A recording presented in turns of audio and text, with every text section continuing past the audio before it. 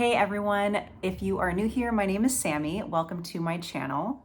The last 8 weeks I have been in a body recomposition, and so I wanted to share that with you guys today, kind of what I've been doing for training, what my nutrition looks like, tracking my macros in a sustainable way, and basically how I'm feeling and how I've navigated things like my cycle or just things that have come up yeah. So when it comes to training, being in a body recomposition, the goal is to maintain or gain as much muscle as I can while simultaneously losing fat.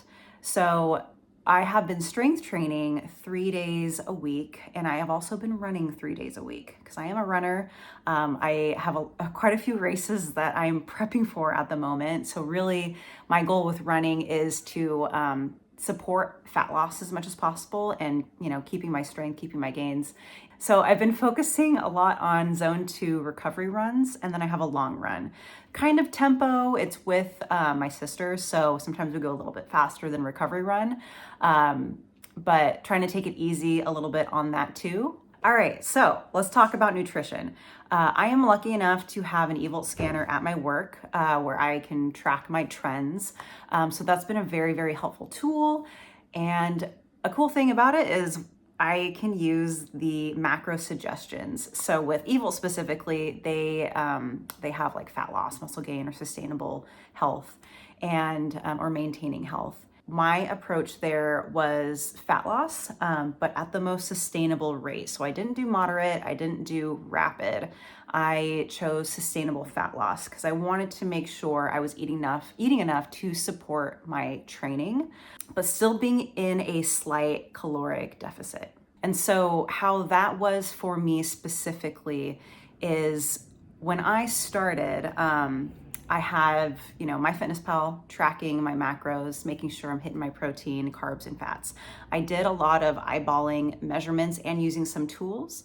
And it wasn't until maybe about 3 weeks in, I decided to buy a scale and measure everything by the gram, which isn't necessarily what everyone has to do, but it definitely is more accurate if you're weighing everything versus eyeballing. So accuracy there is very, very helpful. So with my training, how I adjusted things was on my bigger training days or my longer runs, I gave myself a little more carbohydrate, a little more carb, and I adjusted the fat.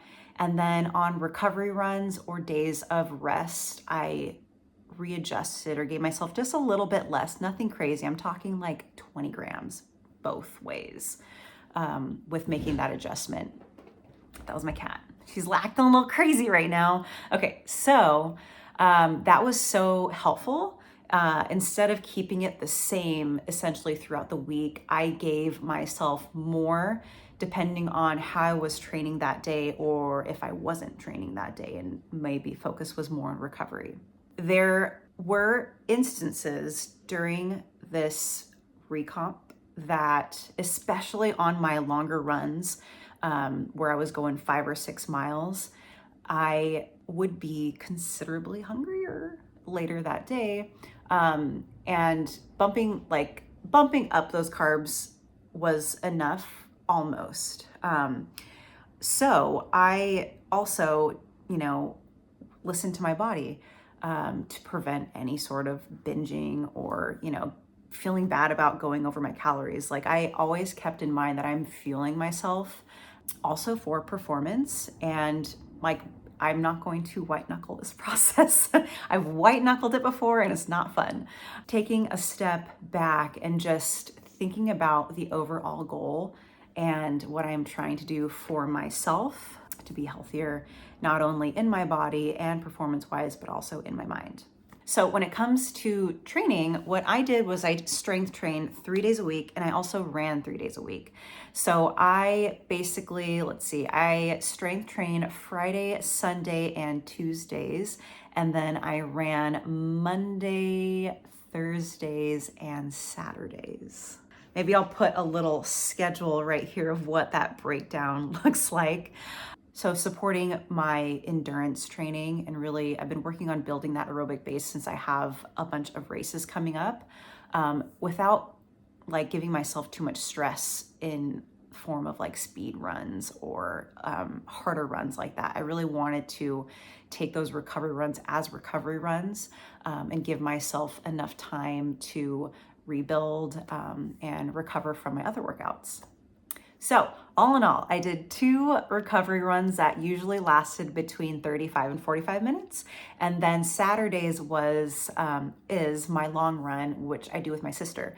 And we kind of have been ranging between like 5 or 6 miles on the long run, but we kind of bump up a little bit depending on conversation and how things are going between zone 2, zone 3, and zone 4. So there's a little bit extra stress there, which is why, on the days that I needed to I did give myself a little bit more food because I worked hard, but not to the point where I needed to overeat or binge or lose control.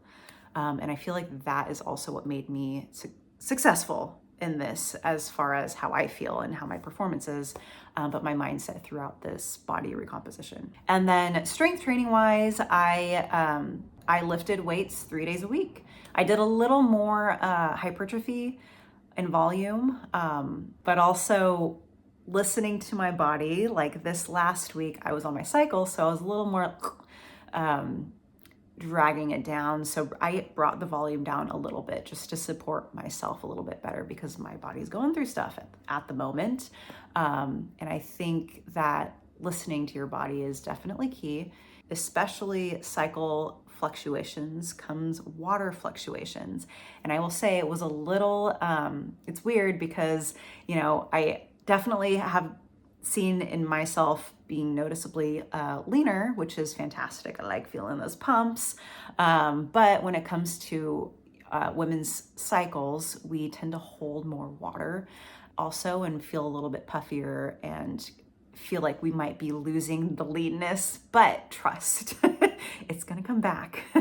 And so that's kind of what I have been having to remind myself over this last week, and trust I did, and it is coming back. I'm not as soft, but as humans, we go through cycles, we go through fluctuations, and that's also something to keep in mind if you're also doing a body recomposition. All right, last thing I'm going to talk about is patience. Given that I've been doing this for 8 weeks now, it does take time to see progress or see results. And white knuckling it is not fun. I don't suggest doing that, but also I suggest that sustainable slight deficit, something that's manageable for you and your lifestyle. So all in all, progress is not linear, but consistency wins every time over perfection. And I will say that I actually have enjoyed this. I was a little bit nervous when I decided to do this because I have history with, going too far and like just not giving myself grace. And I think a lot of us do that, especially when we compare, or maybe we're not seeing progress as fast as we want to. So with that, I am going into week 9 right now. I have like 2 more weeks. I haven't decided because I was supposed to go on a trip and that's not happening right now. So I have either one or 2 more weeks of this body recomposition. And then my focus is going to bring myself back to maintenance calories and start training harder for my races. So stay tuned for that next video where I talk about my plan of bringing it back to maintenance calories, my plan after body recomposition, and training for performance, training for races, and all that good stuff. So if you like this video, please subscribe. I'd love to have you around on this corner of the internet. If you are a runner, if you are a lifter, if you're just getting back into working out, if you are a newbie, join, please subscribe. I hope you found this valuable. I hope you found this helpful. If you guys have any questions, let me know. Hopefully I'll also have my overall stats at the end of this. I know I'll sprinkle in some stats of what where I'm currently at. And yeah, so I'll see you guys next time.